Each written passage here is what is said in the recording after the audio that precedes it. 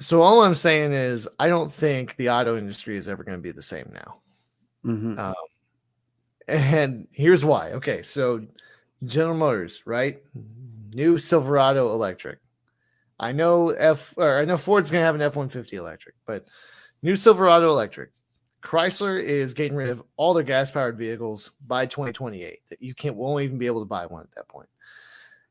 General Motors is also going to have personal autonomous vehicles in the next 5 years that you can have, that they can drive you home from the lot, right? Mm-hmm. Yeah. Um, and on top of that, they're taking on Tesla, that's inspiring this competition in a really big way. The other thing is, too, this was really interesting to me, which I know we'll dive into more, but the heavy duty vehicles for General Motors, which I don't know where they're capping that at. I don't know if they mean like fleet vehicles that are 1.5 ton trucks or 2 ton trucks. I'm talking big things, Mm-hmm. but those will be hydrogen powered. That's awesome. That's Yeah. insane. That's Yeah. No, it's amazing. Yeah, that's the thing I've been saying, that I feel like all these vehicles should be powered off of. It's the most abundant resource in the universe. Mm-hmm. And so if we can capture it and harness it for these heavy duty vehicles that see more strain and impact than any other kind of vehicle, why can't we do that for consumer grade? But we'll get into that more. Mm-hmm. My point is, this is coming really fast, and we've heard talk about this for over 20 years now, and it just seems like it's taken so long. And now it's like, hey, this is here. Cars are going to be completely different. You're not even going to have to drive anymore. And on top of that, are we ever going to hear engine noises again? I don't think so. I don't think so. It'll be a nice, quiet, afternoon all the time, right? Yeah, well, I guess. I mean, yeah. I don't normally hear the engines. I hear the noise of the cars. Yeah. Um, but yeah, I don't know. Just how do you feel about all this? It's exciting. It's an exciting time.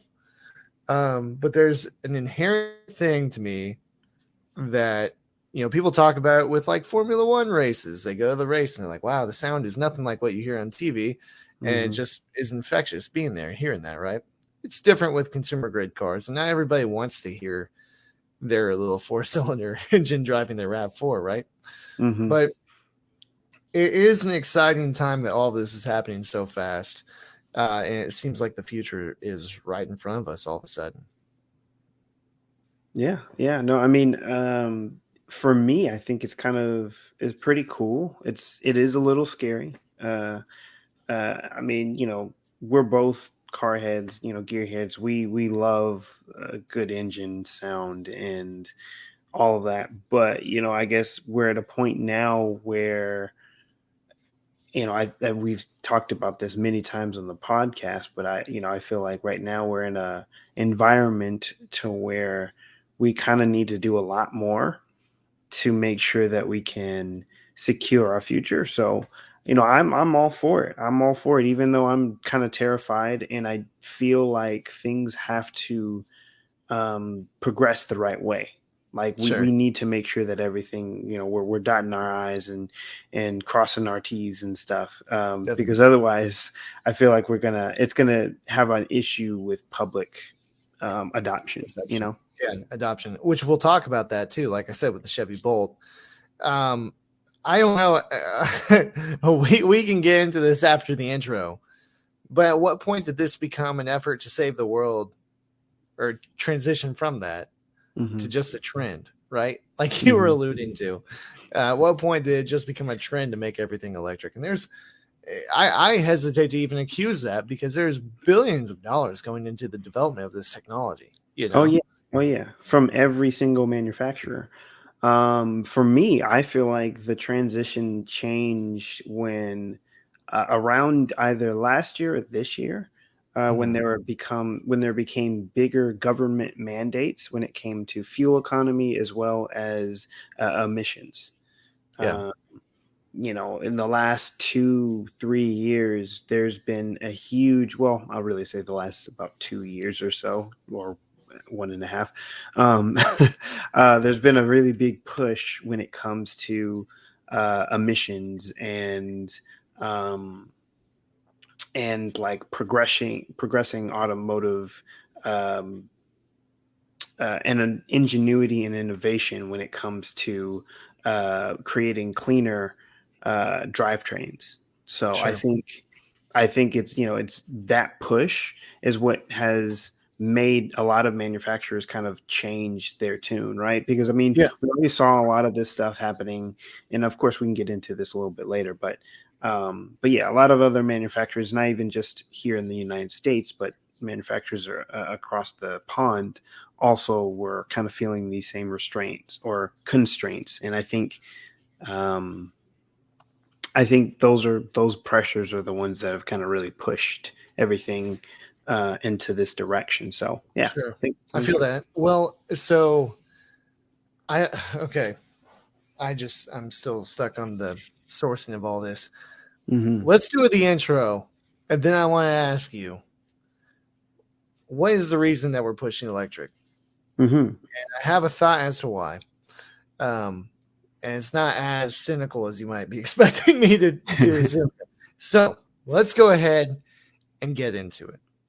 All right, before I continue with my question here, we got to remind people how they can support us. The best ways is to subscribe and leave us a rating and review wherever you're listening, even if it's on our live stream right now. Leave us a rating and review. It will tell any of the algorithms that, hey, people are reacting to this podcast and we should put it out in front of more people. So that is a really simple, quick, and free way to help us grow. In addition to that, we are live streaming on Facebook right now, as we do every week. That's facebook.com/the Ketchup Cast. And or just search the Ketchup Podcast on Facebook. You'll see our logo. And you can jump in real time and get involved in the discussion with us. Let your opinion, let your voice be heard.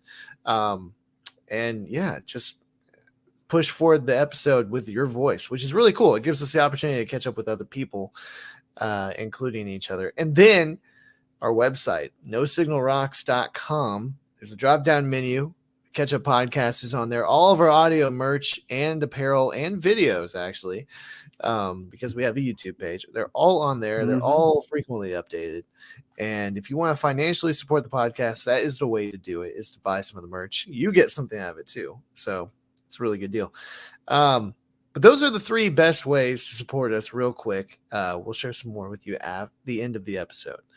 But to finish my question, so what I'm getting at with why are we doing electric vehicles? Now, I asked this question for years, right? I asked it for a Oh, yeah. long time.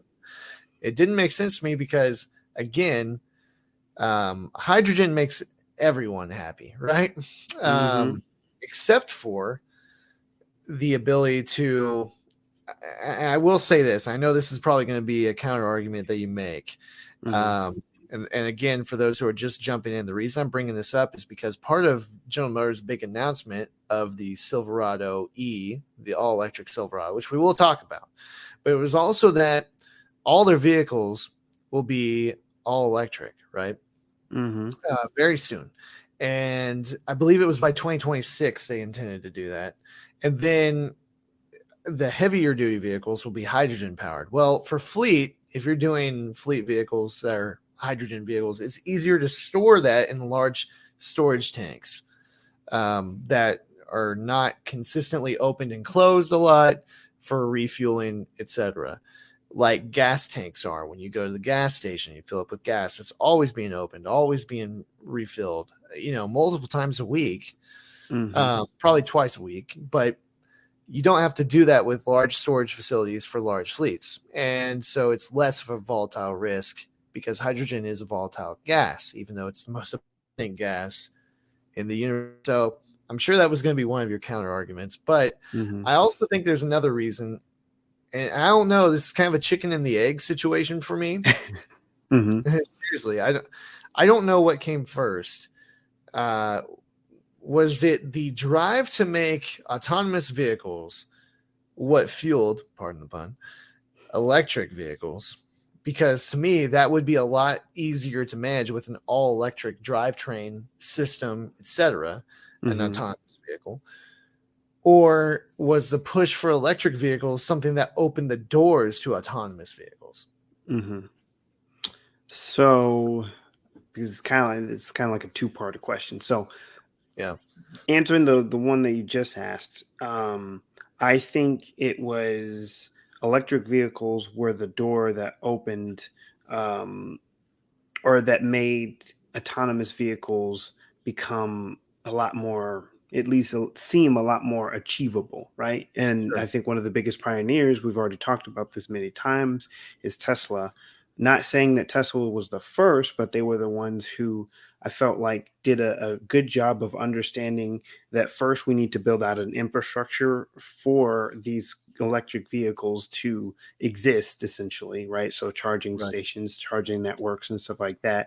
And two, they produced a car that was actually good. There were previous iterations of electric vehicles, produced by many different manufacturers, but I feel like Tesla made it in a way that made it relatively easy for most people to be able to use. Sure. Um, so I think that is, and with that, they also integrated a huge swath of software and other innovations that kind of bred this fully autonomous type of feeling or drive that we hadn't really seen before in other cars. We had just started to get certain things started going, um, the smart adaptive cruise control, where it'll stop and start and it'll slow down and stuff like that. Those had started way back into what I think the 2000s. I think it was the 2000 Mercedes S class that actually had that. Like, I think it was the first vehicle to actually have that in it, which was User radars. amazing. It was Hmm. in it was kind of a glorified radar system of what they had in the late 80s and 90s that would set off the alarm if someone stepped too close to your car. Hmm. It was just kind of crazy. So yeah, Exactly. you're right. So, I think it's just the fact that Tesla kind of took that and kind of pushed it one step further is what's kind of been a big change there.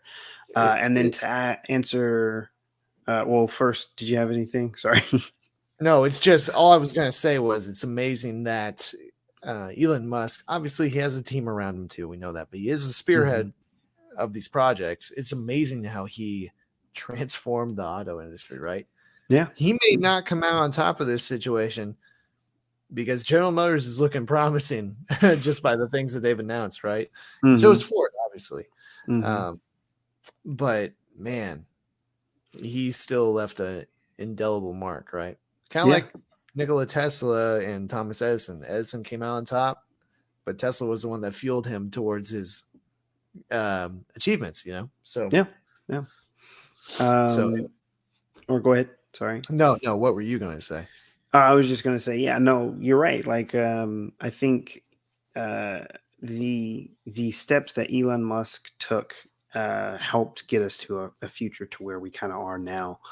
Yeah, So to answer your second question, I feel like the main reason why we chose EVs or electric vehicles as opposed to hydrogen vehicles, even though hydrogen vehicles are something that, like you said, it's the most abundant thing in the world or in the universe, really. Um, it keeps things very similar to how we have it today, where you go to a gas pump and you plug it, you put the gas pump in or you put you fill up, right? It's very right. similar to that. I was having a hard time, my brain was blanking, but Yeah, essentially, yeah. With hydrogen cars, it's very similar to that. You go to the hydrogen station, you fill it up with hydrogen, and then you go on about your day. But I think the reason why we moved to EVs, and it sounds sad, I think in some ways, is because it was simpler. If you really think yeah. about it, like EVs, we already had the infrastructure there, right? To an extent, like Hyd- there's already a baseline infrastructure there. Yeah, exactly, which is exactly. built into your house. Yeah, Exactly. And hydrogen vehicles are different, right? It's a whole new frontier. You have to Yeah. create a fuel cell. You have to create electric motors that'll properly work with that type of mechanism. You also have to create um, whole networks and systems that are there to essentially separate the hydrogen atom from the water, from a whole water molecule, because that's usually how we get hydrogen atoms and how we get hydrogen for vehicles. So, Yeah. or hydrogen vehicles. So there was a lot more that needed to be done. Where electric stuff is just it's super easy. We already have an electric grid. It's not too hard to add certain, like just a charging station, right, to Right. the electric grid. So that's the reason why or at least that's my thought process on it. Um, No, I hear that. Now, actually, one follow-up question before we get into the Silverado EV, because I know that's what people want to hear about. That's mhm. probably why they clicked on this episode. Um, why? Let me ask this. So, if you're Chevron right now or Mhm. Exxon Mobil, are you panicking? you know, and maybe I'm gonna kind of answer my own question to an extent. Maybe you're not panicking now, but maybe you're panicking about the 10 or 15 years down the road, right? Mhm. Metaphorically. Mhm. So I don't I don't actually think that they're panicking, to be honest. It's been, I think, about at least 5 years now that Exxon and a lot of the other gas companies have actually started to invest heavily into renewable energies. So I don't think that they're panicking at all. I think they're just learning how to pivot. So you Um, think that there we'll see Exxon supercharging stations and things like that? I could see that. Yeah, I could see it super easy. I They're mean, gonna and they can, especially if they've invested heavily, right, into these renewable resources, they could easily create on maybe even an existing gas station, essentially like yes, a fully green charging station, right? Where it's got a absolutely. huge ton of solar panels and windmills and all sorts of stuff like that. That's And you right. just go there, you plug in, and you're good to go, right? Well, I And will with say if they advancements in battery technology, it'll be easier. So, yeah, and I will say if they do that, that will force people or make it more desirable to buy an electric vehicle. If you can charge up at any corner and it's quick. Also, if gas ends up becoming harder and harder to find, I mean, yeah, it's hmm that would be the biggest thing. So to me, it's interesting to hypothesize what would they do?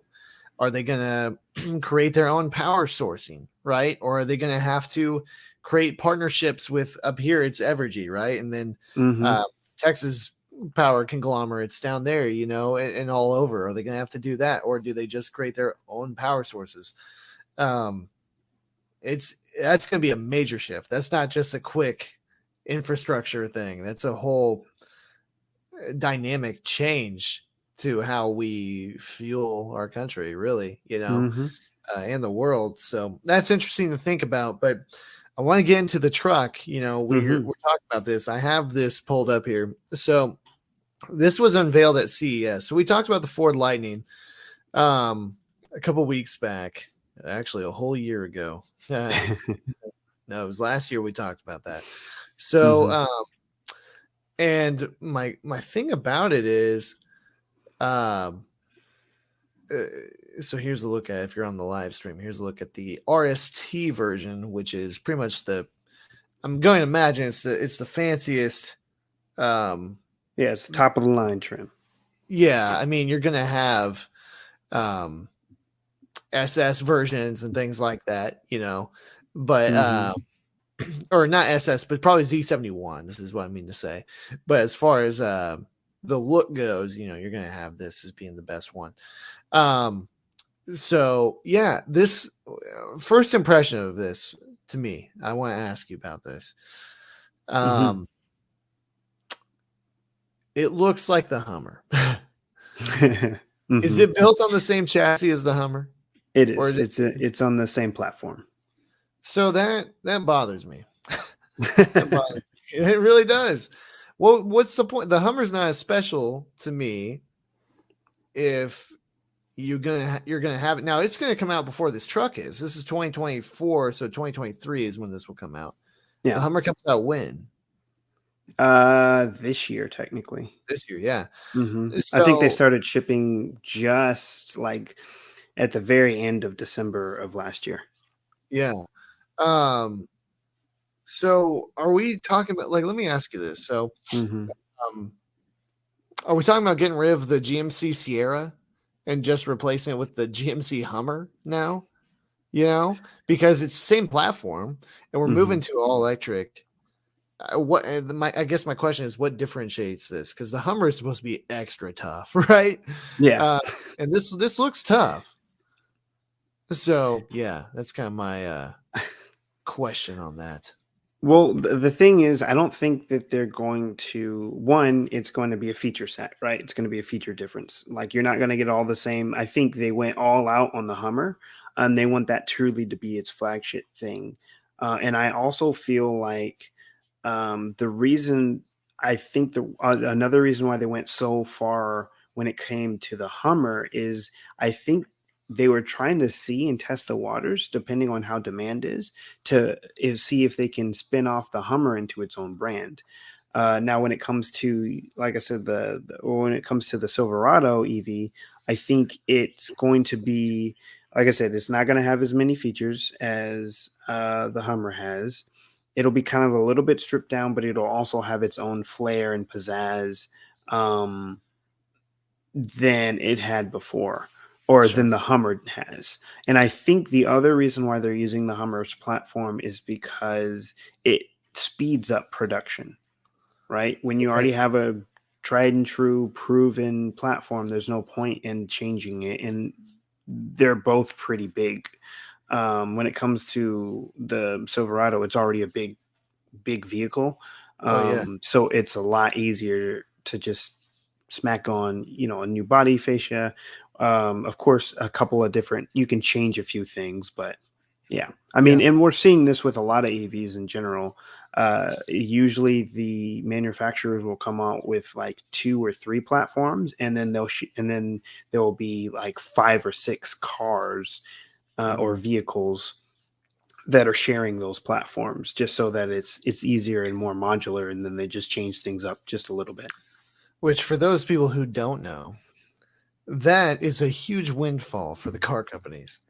They're Mm-hmm. already not having to share develop power plants, make different engines for different cars, right? They're making battery and a drivetrain that is shared across multiple vehicles. This is a huge boost for Mm-hmm. them.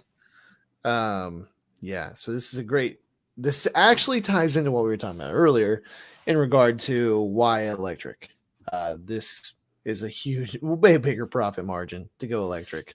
Yep. Um, and so I hate to bring that up because I don't want to make this episode about that. We've talked about this already multiple times on this podcast, but don't let it fool you that we're going electric for the greater good of the world, right?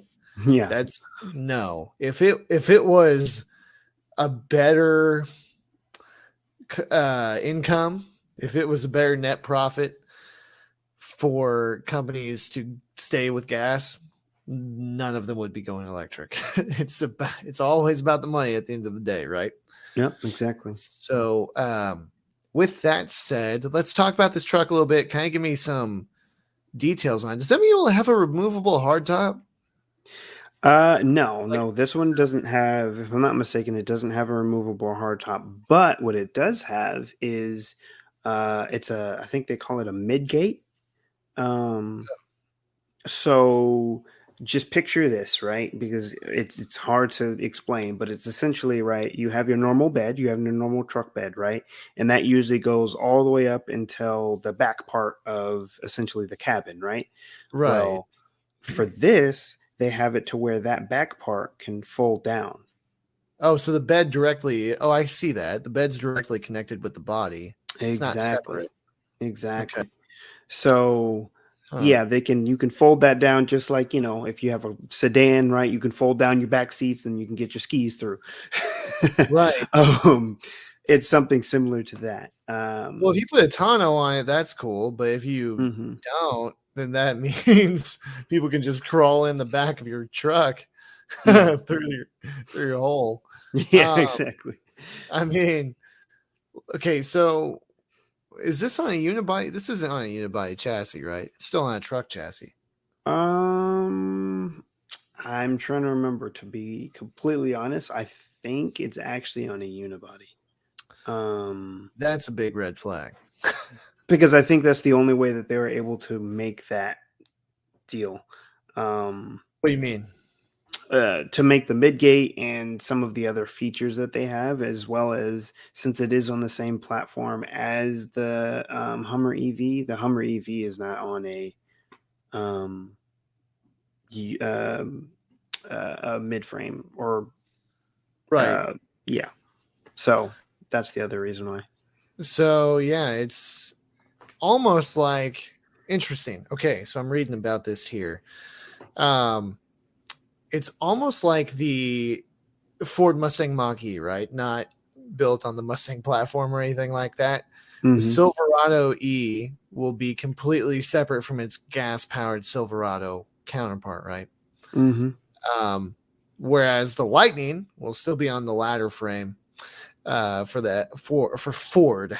Is what I'm trying to say.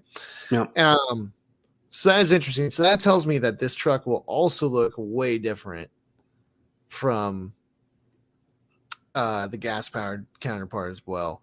Mm-hmm. Now that's cool. But eventually they're going to have, if they want to continue forward with this, they're going to have to put it on a stronger frame. The reason is, for those who Mm-hmm. don't know, trucks can tow and can haul what they can because of this ladder frame design. And there may even be a tougher frame design that hasn't been built yet that's cost effective, right? But Mm-hmm. at this point, that is the strongest. And that's how trucks like these heavy duty trucks can tow can tow tens of thousands of pounds, right? And Jeeps and such cannot, because they're all built on a more car style chassis, which cannot handle the same amount of weight. And so, Mm-hmm. uh, if this is to be a long term, which we assume it is, of course, they're going to have to find a way to build this and the Hummer on a stronger frame. So that kind of tells me that one of two things: either they're both going to do that, or this is just a temporary adjustment because of the fuel economy standards, right? Yeah. Uh, the Biden administration is being way tougher with the EPA fuel economy standards, where I believe the average fuel economy has to be 35 by next year, 35 mile per gallon combined. Mm-hmm. And so this to me seems like a temporary adjustment to meet with that until they can longer down the road, build something out that will be stronger and more truck capable. So you know what, and we should actually talk about that too. The Biden administration is largely why this is happening with all these car manufacturers so quickly, because Mm-hmm. I believe though the Obama administration put this, it was like 30 by 30, wasn't it, or something like that.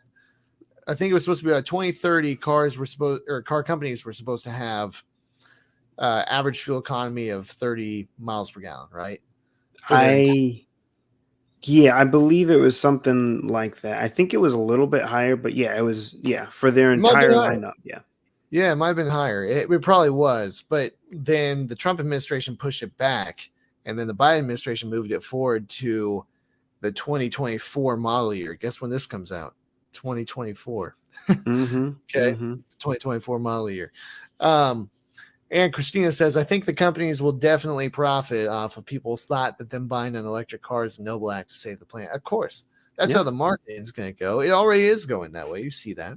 Mm-hmm. Um, and here's why it's not. And I'm trying to put this in layman's terms for those who are listening and don't know.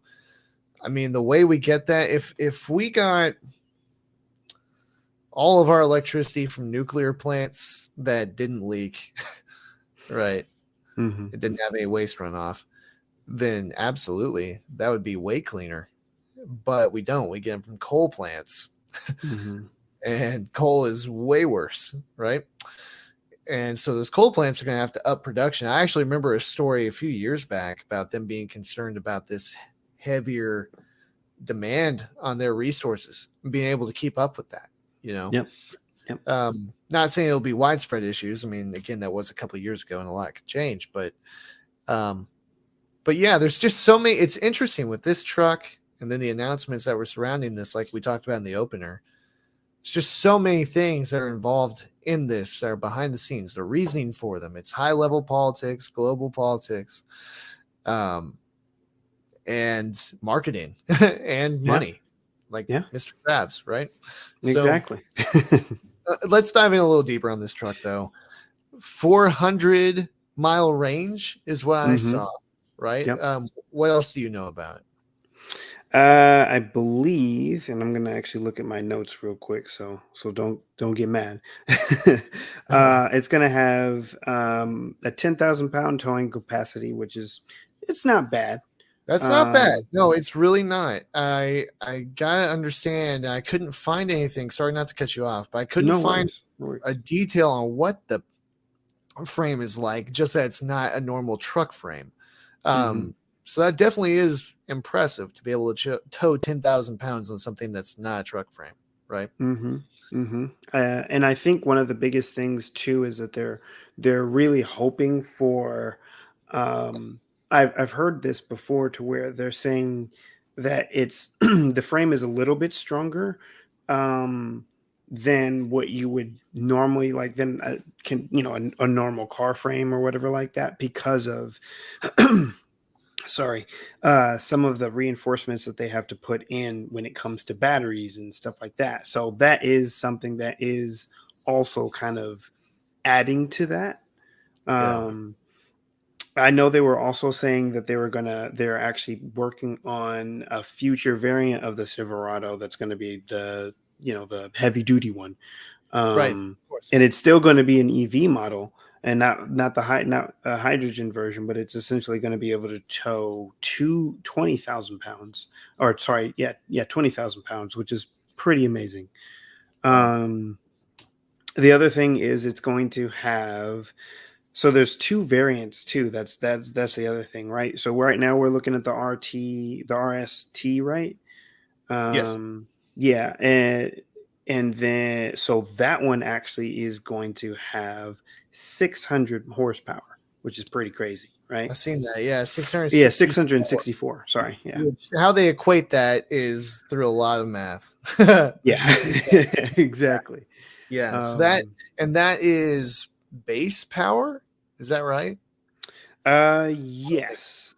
Well, no, not base power. I think it's going through doing so the 664 is that's just for the RST model, and that is only accessible through like a specific launch mode. I think they're calling it the wide open watts, and that is where you get to this huge power figure.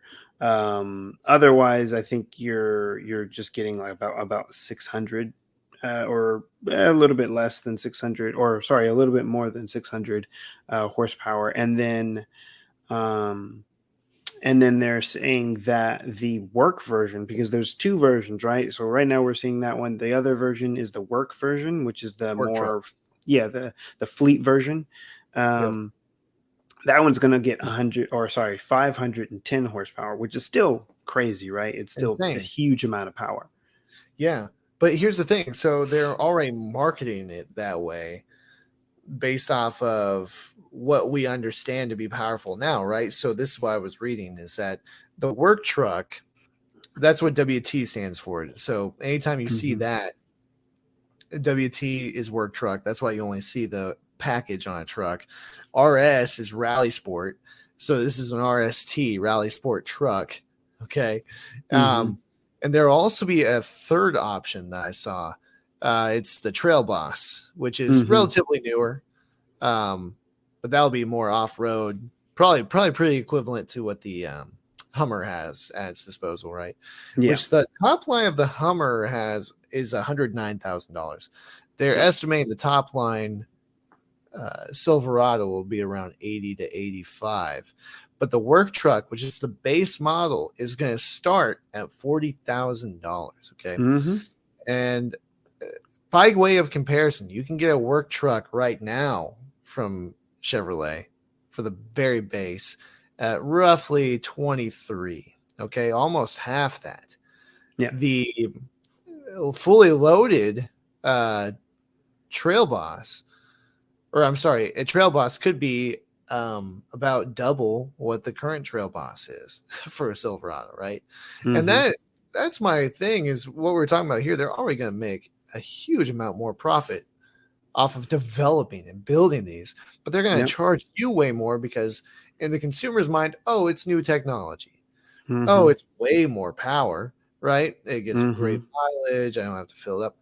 And you just have to equate the costs. Like, okay, yeah, you may not spend as much money, but how many times do you have to charge it up before it becomes equal with buying a much cheaper gas powered vehicle, right? Yeah, that's true. Yeah, you're gonna have to do the type of conversions, because that's the other thing that I think it's kind of like an unseen thought process is right now, right? Electricity is still cheap, or relatively cheap. Right. I don't want to say that it is fully cheap, but it's relatively cheap. Sure. We still don't know, depending on how we beef up our grid, right? Yeah, I feel like if we in the coming years, we're going to have to start beefing up our electric grid to be able to properly manage the influx of EVs, right? And the more charging and the, all that good stuff. So we don't know exactly how right now it's fine, but we don't know where it's going to be in the next, couple of years or so. Sure. Sure. If those electric prices start going up because they're trying to meet demand and they're having such a hard time, and so they're having to create more energy and it's costing them more or whatever Yeah. like that. So Economics is supply versus demand. Like exactly. that's all it is. So that I mean, you ask yourself, what can we do, right? What can you do with something like this? Well, you can hold on to your gas powered vehicles and maintain them. I know a lot Mm-hmm. of people that just drive their vehicles into the ground and they get a new one. Mm-hmm. Uh, if you truly, well, and the other thing I would wonder too is the resale value on these. That Mm. we can never forecast, but I would have to guess that an electric car, the resale would be way less than a gasoline car. Mm-hmm. Uh, just because picture it like your phone, the resale value of your phone is not nearly as high as if it were brand new, right? Yeah. After it's Yeah. had some cycles on the battery. But anyway, you know, if you're young and you're looking for a trade to get into, I mean, mechanic would be the way to go, right? Yeah. Because there's going to be people like me that look at this and think, sure, that sounds great, but I can't afford that, right? So they're going to hold on to gas cars, and a lot of them are not going to know how to fix them, and mechanics are going to be at a premium, right? Mm-hmm. Mechanics aren't going anywhere, even though there will be a lot of battery powered vehicles, right? It's a totally different thing, and really you need a tech degree to work on this kind of Mm-hmm. stuff. Um, they're not going to go anywhere because there are going to be a lot of people that are hanging on um, to the older technology. I would have to assume, right? Mm-hmm. Just even if it's not just because of disdain for the new technology, it's just because of cost. you Yeah. know, Well, so I know right now there's a couple bills floating around, if I'm not mistaken, about extending the tax credit. So currently we still have that 700 or sorry 7,500 tax credit floating sure, around. sure, For most companies, unless the company just got into EVs, a lot of it's kind of already been spent up because it's yeah, essentially whenever a company hits like 100,000 EVs or something like that, that tax credit gets cut down to about 50%, and then once it goes past a certain amount, it gets down to 25%, and then it's gone. But there are bills saying that they're just going to keep that tax credit around, and they're also going to increase it to try to help offset that, right? Offset that cost. And I feel Yeah. like, in the future, if we're going to really, really push EVs and we really want to try to phase out gas cars and completely, I feel like there's going to have to be some sort of like incentive, like cash for clunkers, or in this case, it'll probably be like cash for Guzzlers. guzzlers. Yeah. Yeah, the same thing. um, so that's something to think about as well. Definitely. Just going back to the numbers for the Silverado, one thing Yeah. that's really cool is the 0 to 60 time. So Okay. 0 to 60 time for it. Now this is of course going with the top of the line one, the RTS, or RST. Sorry. Yeah. um, it's going to have a 4.5 second 0 to 60 time, which is pretty crazy. No, it is. It's impressive, especially for a truck. Yeah. I think the Cybertruck was still outpacing that, wasn't it? I believe so. I think the Yeah. Cybertruck is somewhere in the threes. Well, and the reason I bring that up is there was a promo for the new Hummer that it was having just driven over the top of a Cybertruck, right? So their tires were on the hood of the Cybertruck. And this is on the same platform as that. So they're actively trying to attack Tesla when it comes to this kind of stuff. And what a caveat too, I want to add, we're talking about the hypocrisy of this industry, but obviously Elon Musk believes in it, right? Because he was doing it before it was cool. Oh, so, so yeah, he believes in the power of the technology. But let's talk about if you're ready. Did you have anything more to share on this truck? Because I was going to switch to the drawbacks of electric technology beyond what we've already talked about. Yeah, no. Actually, I don't have anything more. So let's jump into that next topic. Okay, so yeah, this is a related topic though. Yeah. The Chevy Bolt, right, is a smaller car. It is an electric vehicle, and I believe it replaced the Sonic or something like that. But it is all electric, and it has had its fair share of issues, right? So, I wish that this was a joke. For what I'm about to show you. Now, this car has been around for a couple of years. I want to clarify with that. Okay. It has been since kind of 2017. Yes. So this is kind of a low res photo here, but yeah, this is real. If you're watching, this is an actual photo. Oh gosh. Yeah. So the Bolt has been bursting into flames. Okay.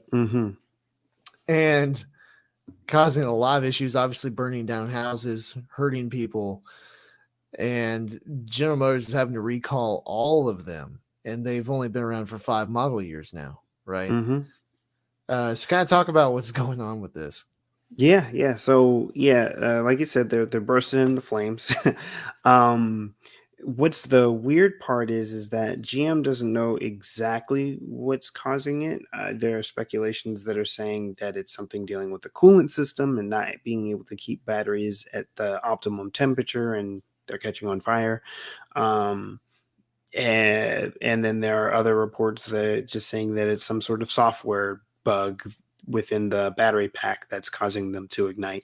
But essentially, yeah, it's they're igniting after or whenever someone is charging it. Usually is when people most of the time see it. It's not when they're driving it or whatever like that, but it's when they're charging it, and it's getting charged past like 90% or something like that, and there's a point where it just catches on fire. And this first started popping up what was it, last year, and they still technically haven't put out a full fix. So right now what GM has been doing is they've been swapping out battery packs. So it's if you have a Chevy Bolt right now, technically, and you haven't gone through their stuff, they will call you in and then they'll swap your battery pack out with a new one that's supposed to not catch on fire. Sure. Yeah, um, right. See, supposed to, and that's the thing, man. mhm. General Motors, as much as I am a General Motors fan, they've had a little sketchy history with recalls as of late, Yeah. especially the big one being with Takata airbags and people knowing internally for years that this was an issue related Hmm. to 8 deaths, if I remember, but they didn't actually issue the recall until their hand was forced. Yep. Or Uh, the ignition one as well. That was also another big one. yeah, the ignition. Yeah, that's right. The cars, they wouldn't start. Is that what it was? No, it was you could take the key out of the ignition while the car was while you're driving, and so you could Yeah. take the key out, and then the car would shut off. It was easily pulled out, like it Oh, wasn't that's like the lock wasn't there. So yeah, it was easy pulled out, and once you pulled it out, the car would essentially turn off, and you would lose steering, all sorts of stuff. So yeah, yeah. cause a lot of So, wrecks. so this is a little bit different, and you have to wonder too. We're talking about this with the Chevy Bolt. It's 2017 model year, which means it came out in 2016 to now. How many of these fires were going on before they were like, you know what, screw it, we gotta issue a recall. you Hmm. know, Hmm. and interesting timing too, as we know. They issued this recall a couple weeks back. Is that right? No, it started the latter half of last year. Latter half of Um, last year. Okay, but yeah, they started kind of pushing it, but I will say, like, I think the fix only came out relatively recently, sure. or Also, they quote had a unquote lot of fix. announcements. Well, yeah, but they had a lot of announcements at that same time, right? The Hmm. Hummer starting it all, and so from a PR standpoint, they're able to cover up this issue that you see on your screen here of these cars bursting into flames, hurting people. Has there been any serious injury to anybody that we know about? Not that I know of. I don't think there's been any risks of serious, or there hasn't been any reported serious injuries, but there has been like loss of houses and some parking garages, and of course you lose your car too. But Yeah. Yeah, definitely. Well, and this is the reason I want to bring this up is because, you know, this is one of the dangers of supercharging a very powerful battery in your garage, right? hmm. Chances are you're going to shut your car off that's gas powered and it's not going to leak, right? Hmm. And that gas won't catch on fire just from heat. But we've seen this with these cars now. We've seen it with Tesla, right? Hmm. Um, it's unfortunately a bigger problem. And I will say that there is likely a chance that it's caused by user error, right? It's Hmm. caused by people not knowing what the hell they're doing, how to charge something, where to plug it into, right? What kind of voltage it needs. There's a chance of that, but that's not what this issue is. As they force it, right? Yeah. Uh, it sounds like it was a design flaw for it was the biggest car company in the world. It just got dethroned by Toyota. Hmm. You know, Yeah. uh, Yeah. Exactly. again, It actually, but was, or yeah, again. yeah, I was just gonna add, yeah, it's the battery controller inside that's breaking that's causing the big issues. But yeah, it's a design flaw when it comes to the batteries in general and the battery controller inside, exactly, right, because the right, battery controller controls the flow of how much electricity is coming into the battery and how much not. Usually, when it's very similar to your phone, it's the same reason why you can't just plug your, or if you have your phone plugged into the charger overnight, it's not just going to explode because it kept taking charge. It usually right, technically stops taking a charge to a point, or it even limits um, how much electricity it can pull in too. So yeah, that's where a lot of the issues are coming into. sure, yeah. But yeah. Um, I don't know. Does this kind of stuff make you hesitant? What we're seeing on the screen here, to invest in electric vehicles. I think that, it's kind of a few and far between kind of situation. But I don't know. It's tough to tell. Obviously, the rollout for electric vehicles is still in its infancy. So by percentage, if you see these issues continue across all the car companies as they go to an all electric fleet, that's going to look really bad. Yeah. I'm not saying it will go that way, but if it were to, that would definitely make people not want to buy these. Yeah. It can lower adoption rate of EVs in general. But I don't think any of this has really stopped me from wanting to move towards an EV because, I mean, as you said before, right? Tesla had this in the past, but it wasn't charging at that point in time. It was battery punctures. Stuff gets under there, like a rock or something like that, and it goes through a bunch of protective layers and it hits the battery and it catches on fire. Sure.